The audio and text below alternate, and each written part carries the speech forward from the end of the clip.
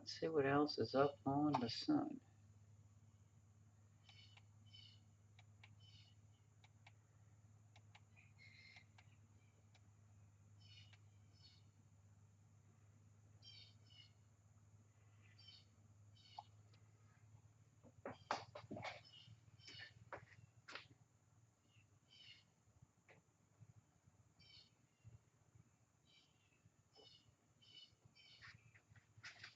Okay. So now south is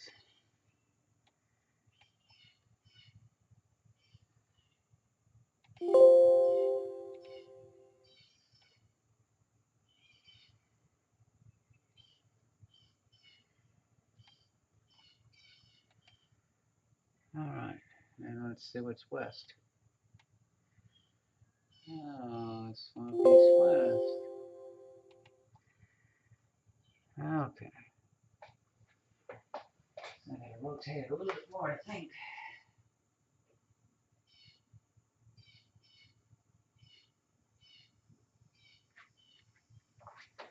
Let's see. So if I go.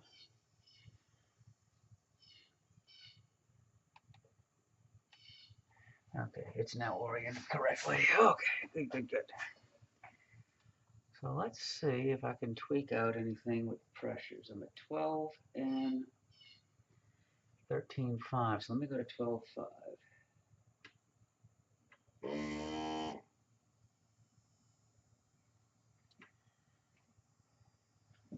And let's go to 14.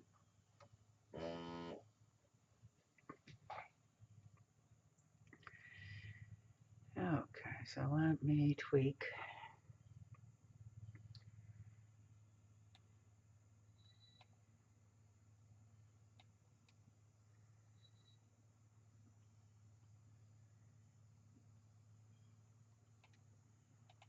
Default histogram.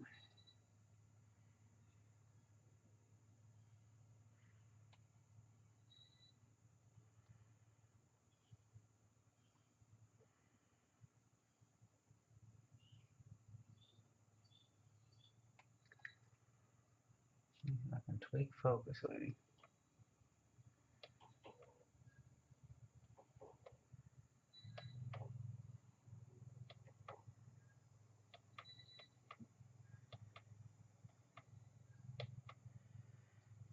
Okay. So let's see what happens when I play with contrast.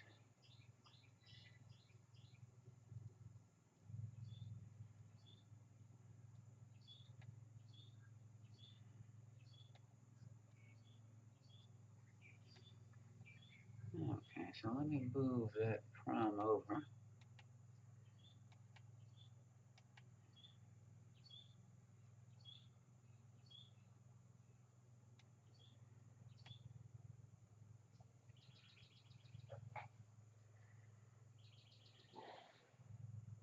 Oh, Paul, what did you just cut?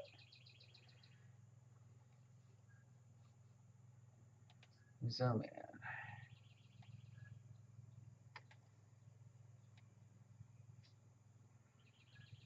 I have to say the atmosphere is better than it's been for a while. It's still not perfect, but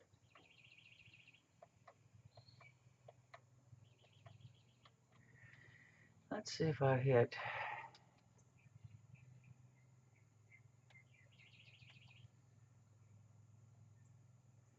That was denoise 3. Now I'm going to go denoise. I'm going to raise the denoise.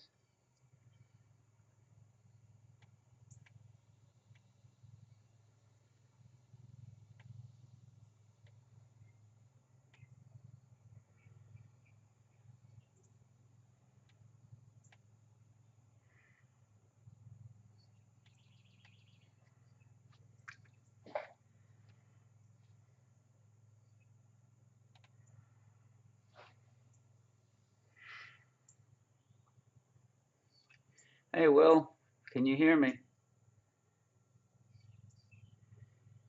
This is probably the clearest the sky has been in a long, long time. Front came through last night. It's drier. It's only 83 degrees right now.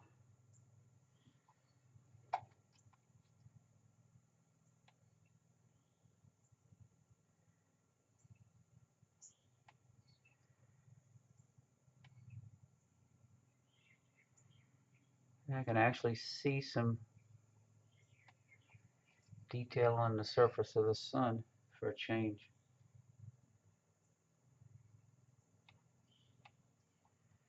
There were some filaments. Let me see if I can.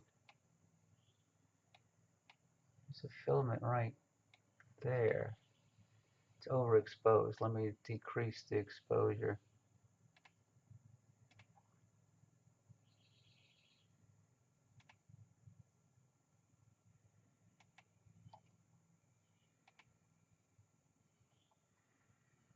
Let's see if I increase.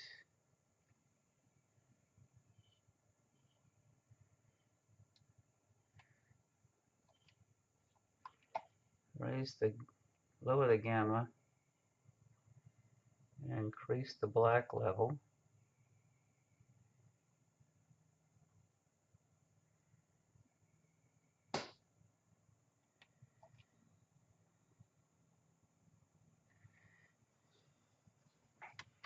Not bad.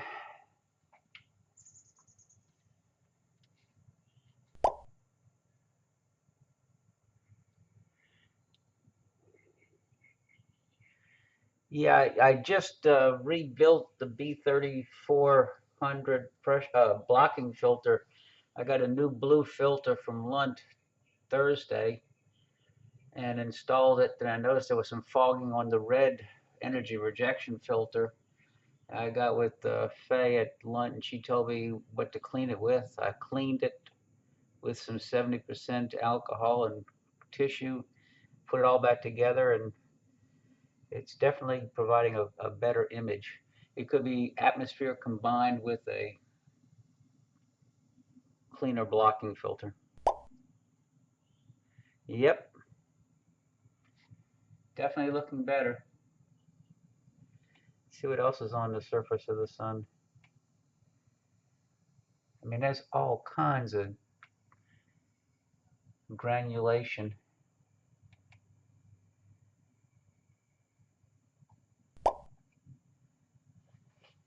What size Lunt?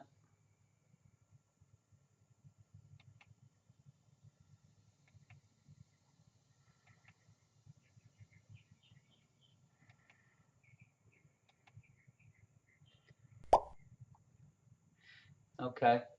Yeah, for visual use, that's fine, and depending upon the camera and the size of the sensor, that can be fine. When I got my 80 millimeter Lunt, I got was it the 1800? Uh,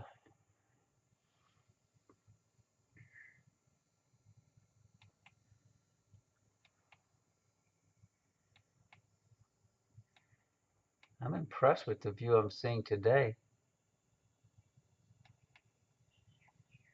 There's a lot of detail on the sun.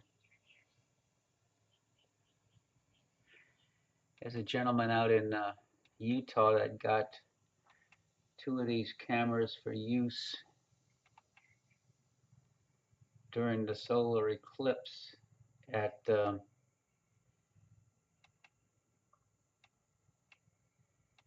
where is he going to be? He's going to be in yes, there's a that does affect the, what one is able to get.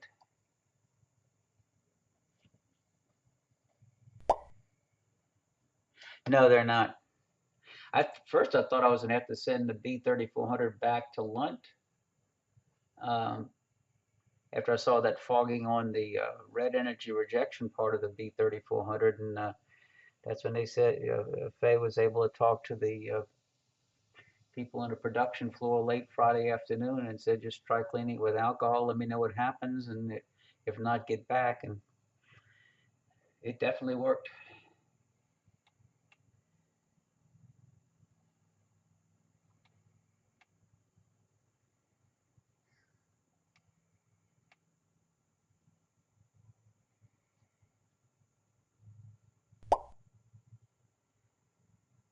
Yes.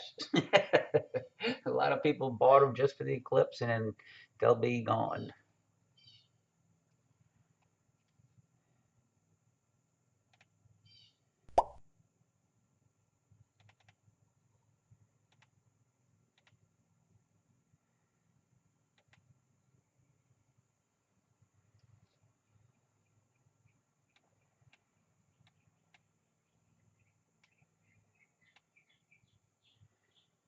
What happened?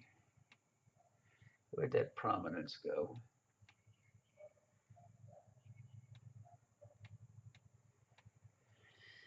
Okay, what did I change? Oh, probably got it blocked. I cut the black. Okay, there it is. And I have to go to shorter exposure again. And let me go with the gamma.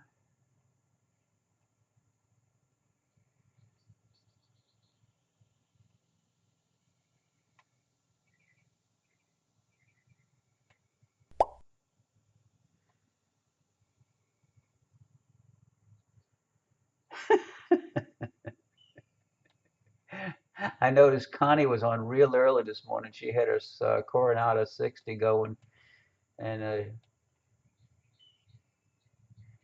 was getting ready to leave for breakfast. I didn't log in to chat with her, but she had a pretty good view of the sun.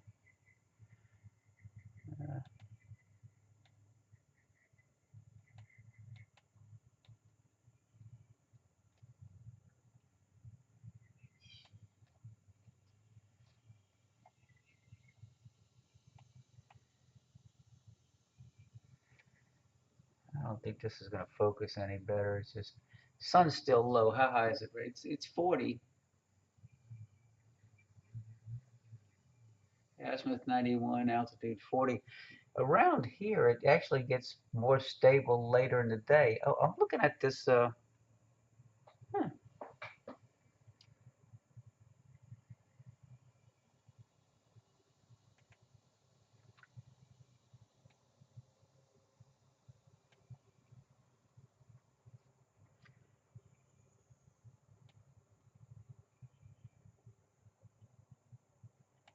Let me see if I can tweak focus. Just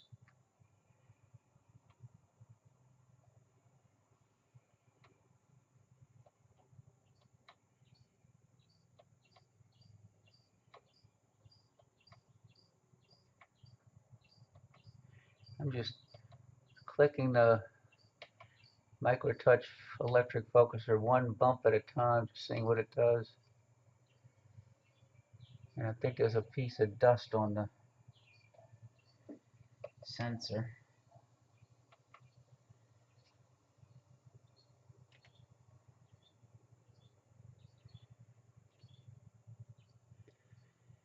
Let me see if there's anything else along the limb. Go up.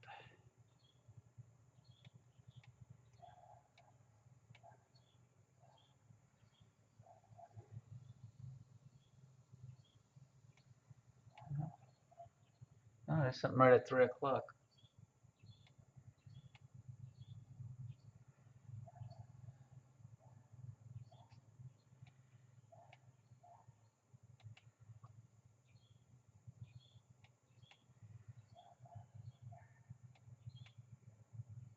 See if I can get that to show up. Let's see, maybe I'm clipping too much of the.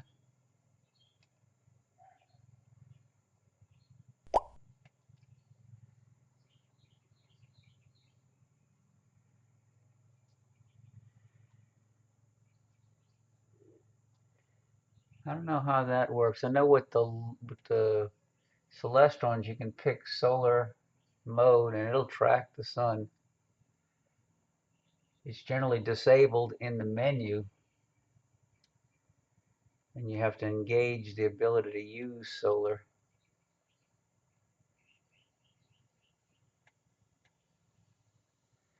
Increasing oh yeah, okay, I increase the contrast. Okay.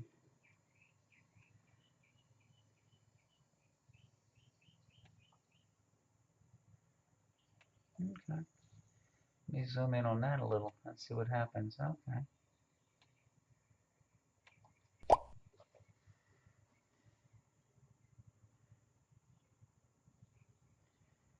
It doesn't.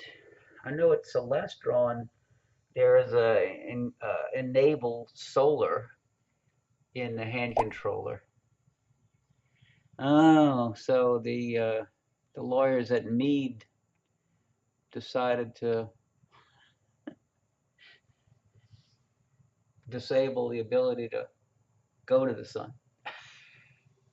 That was the pressure tuner just bumped up.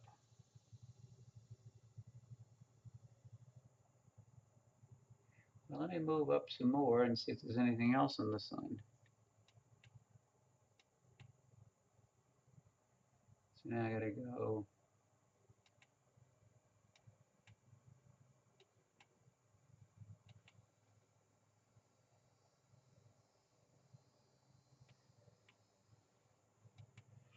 Try to keep the limb in the sweet spot right in the middle.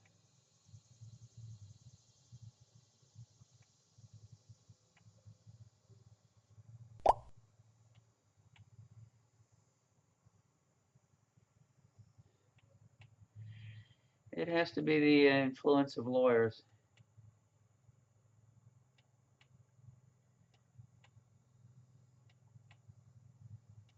Didn't want somebody doing something stupid like going to the sun and blinding themselves.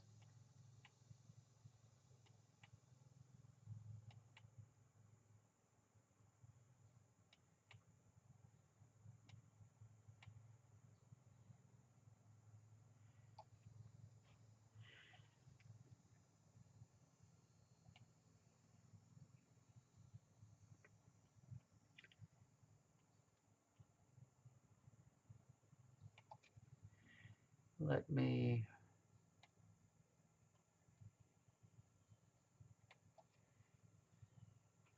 There's a lot of small problems today.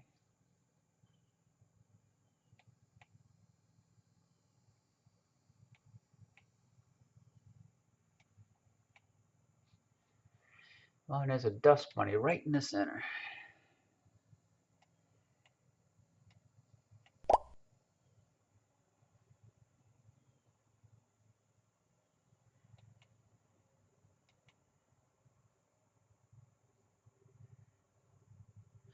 So you can see there's a bunch of little small problems all along the edge there.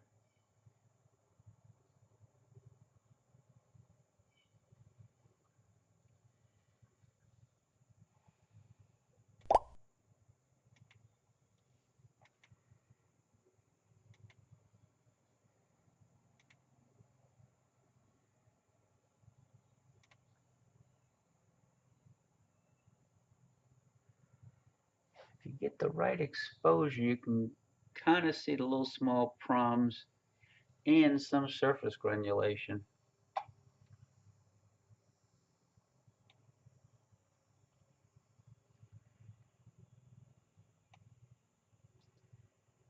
Uh,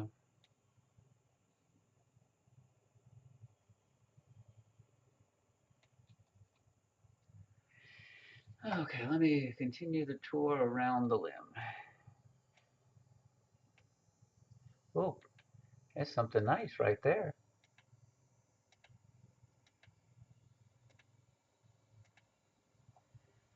Let's see if I can get it. There's a lot of activity on the sun today.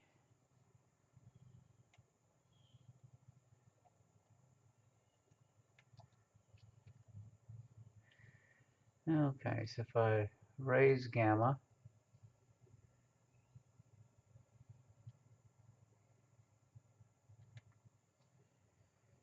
if I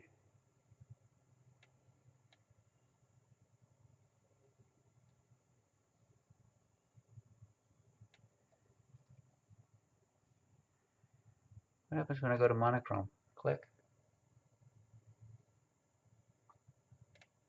go back to color. Okay. I'm going to zoom in on that a little bit more. I've already zoomed in a little bit. Let me see. Okay, let me go back to the. Okay.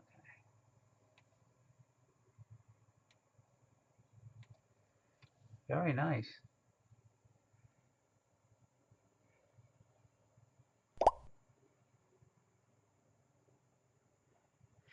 Rock has been pulled every which way but loose by all of the attendees asking for his assistance. And I know he can broadcast. He was showing me his Bell MiFi card, and he had almost 6+ Mbps upload. So he actually has stronger internet at Foymont than he has at his house. Uh, I asked a few of the other people if they had the capability of broadcasting, and most said that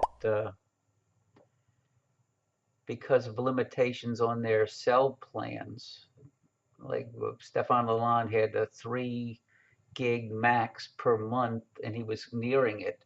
Uh, but I know you can use your cell phone as a hotspot, and I did it at the Grand Canyon to get emails and texts. I couldn't broadcast because even with using my Verizon phone as a hotspot, the internet speed at the Grand Canyon was very slow. So I was limited to just texts and stuff like that. Uh, but if he has a 6 Mbps on the Bell with a MiFi unit, they should have the same with the Bell cell phone. It just goes back to data plans. How much data do they have available?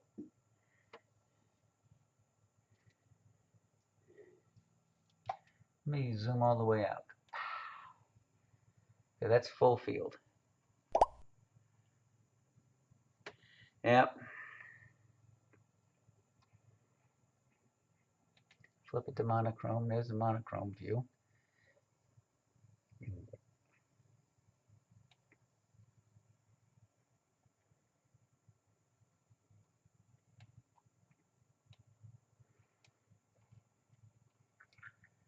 I just raised the white point a little and dropped the black a hair.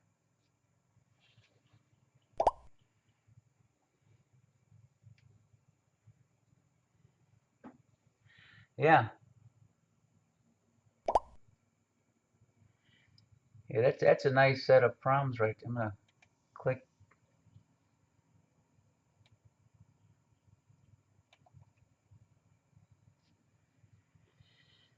I think my focus is as good as I'm going to get. Let me go back to default histogram, go back to color, and then go back to full field, and then, yeah, I'm pleased.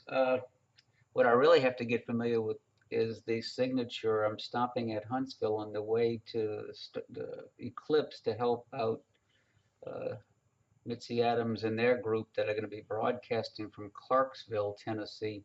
And they have a signature and they have two DS 2.3 pluses. And she wants to become more familiar with the signature. So I told her I'd stop and spend a few days in Huntsville and visit with them and help them out. So it'll be interesting to see. So I have to become more knowledgeable in the signature before I head up there. I haven't used mine in a while. Too many cameras and not enough time. Well, there's a whole bunch of little small pimples along the edge.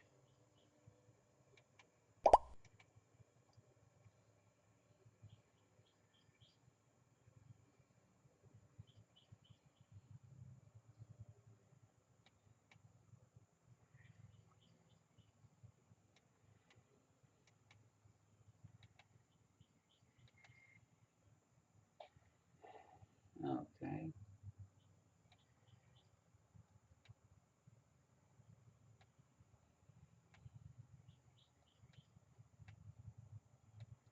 Yeah, the one at that between 12 and 1 o'clock is probably the best.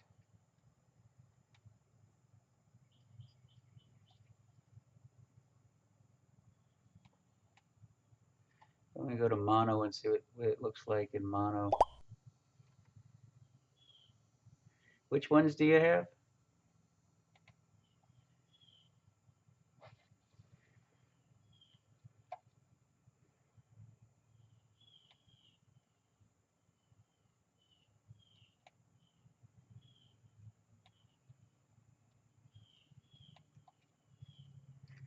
Okay.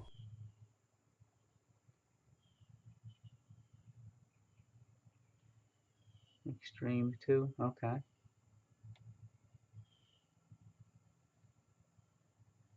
I'm lowering the gamma. Now I'm raising again, I'll lower the gamma. Yeah.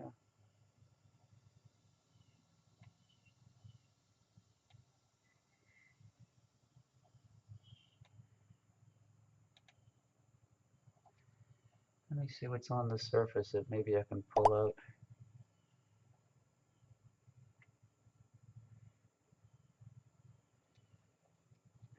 Okay, so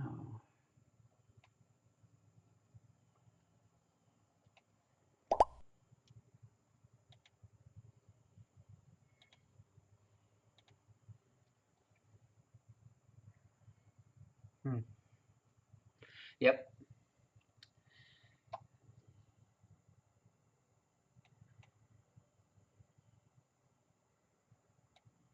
Let me see if I can find those filaments again.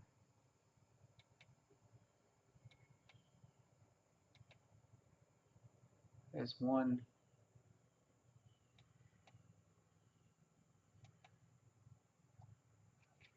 Let me try tweaking pressures in the pressure tuner. Let's see. Let me raise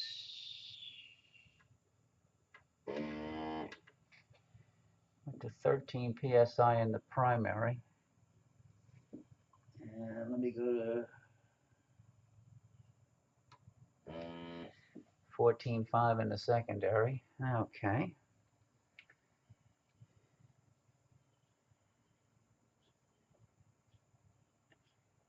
Okay.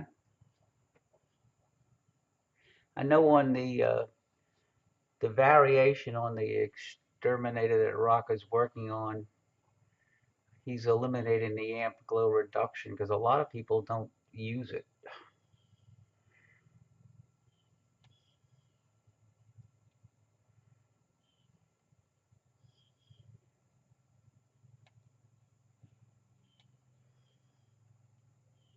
Or at least they haven't been using it.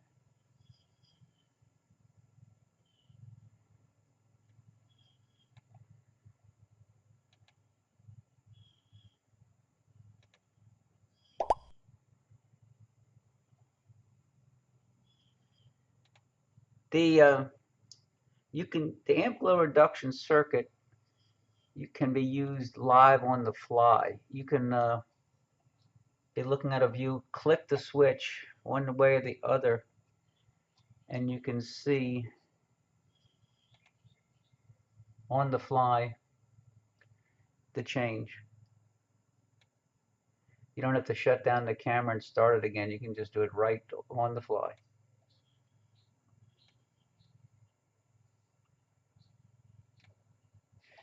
There's a big sunspot area, it looks like, at the bottom. Oh yeah, that's where that other filament is. Let me see if I can move that towards the center.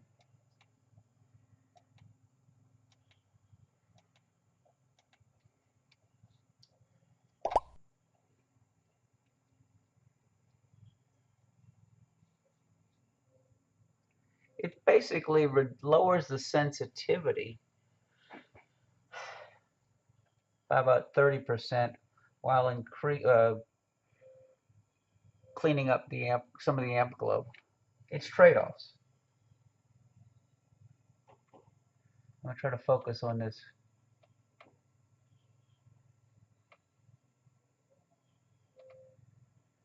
There's a lot of activity going on in there. Let me see if I can darken it up. Raise the black slightly.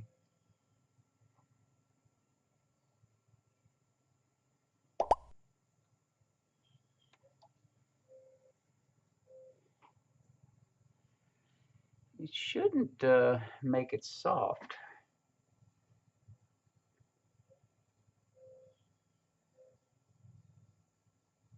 Well, I just realized I'm on gain 50. That's what I was using the other night for Deep Sky. I'll leave it at 50 for now.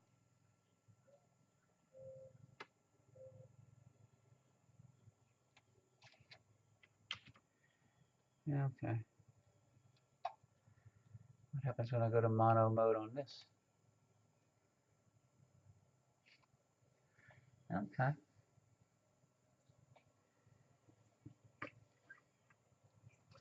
And very nice view of the sun this morning.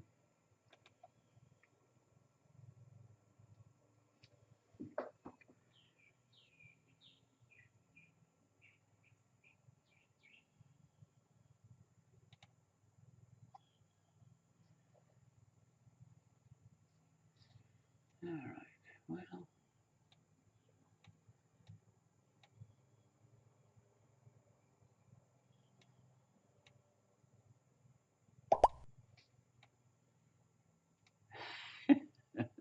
RTFM,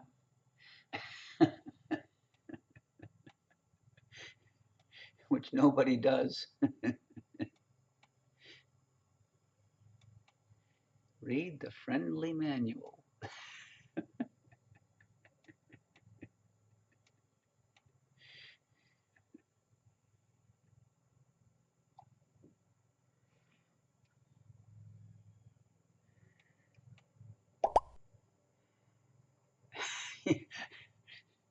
I pulled up my signature manual the other day. It's the first time I'd looked at it in about 2 years. And I was looking at it and reading along with some of the settings that Rock had given me to try to set up in the camera. And it was like, wow. I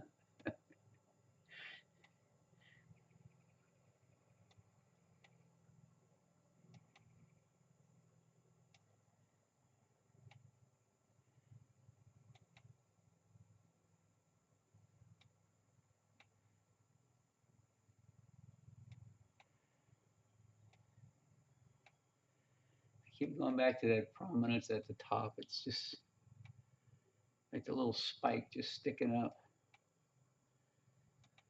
It's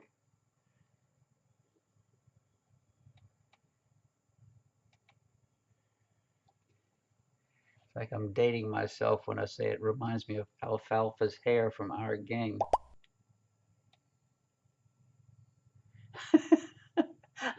I had no idea what was going on with her broadcast last night. It was she had an image up, but she didn't have the control software running, or I don't know how she got an image. She pushed enough buttons and it all went away.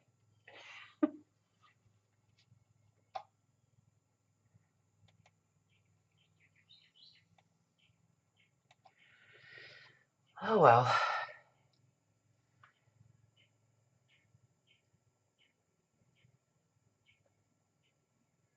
Very, very nice this morning.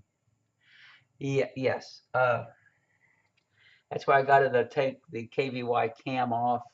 I think there were conflicts between KVY cam and something else. She has KVY cam, she had webcam max, and she had, I don't know, Manicam or something else on. It was like too many different programs. She only needs one. Uh, and I think there was probably conflicts between all of the programs. So simplify. Oh well, I'm going to be shutting down for now. I may be back on later. Uh, I have a new version of the Malincam Sky software to test later. Well, yeah, and she changed scopes. Now she's got a camera. I thought she had gotten a Sky Radar, but I guess she didn't. She still has the exterminator, and it's just take your time, little small steps. I know she was having issues at Rockstar Party last year, and a lot of people helped her out, but then she didn't do a lot of observing between the Star Party and a year later. Uh, and like you said, if you don't use it, you lose it. It's like me and the signature. Uh, I definitely have to become familiar with it. CPCs are very nice. I had the 1100 and I only stopped using it because I couldn't lift the 65-pound mount and tube onto the tripod easily anymore. And when you lift it on top with the tube pointed to the ground, then it's top heavy and it tends to fall over. An 8-inch, it would be okay, but still you're lifting 40 pounds. Uh, I got that Evolution 8, and the tube is less than 20 pounds, so it's a lot easier to lift that onto the mount. Uh, Actually, the mount and tube is about 22 pounds, a lot easier to manipulate. Yeah, with the CPC, I was going to get the wedge for it, and then I started doing some research, and Celestron use, I think it's Delrin balls, like 122-inch, quarter-inch Delrin balls for the azimuth. And it's great as long as you're in alt-az mode, because then the weight bears down on all 122 of the Delrin balls. But when you put on a wedge, then the bearings at the very bottom get loaded a lot, and the ones at the top don't get loaded at all, which then can create issues with flattening of the Delrin balls. I was going to change to stainless balls. There was somebody on the group that showed how to change them out. Then I started thinking stainless on an aluminum groove eventually is going to wear, so I just said forget about it. Never got the wedge, and then I deforked the 11 from the mount and use it on a ASI Q6 mount. Well, I'm going to stop the show for now. Stop the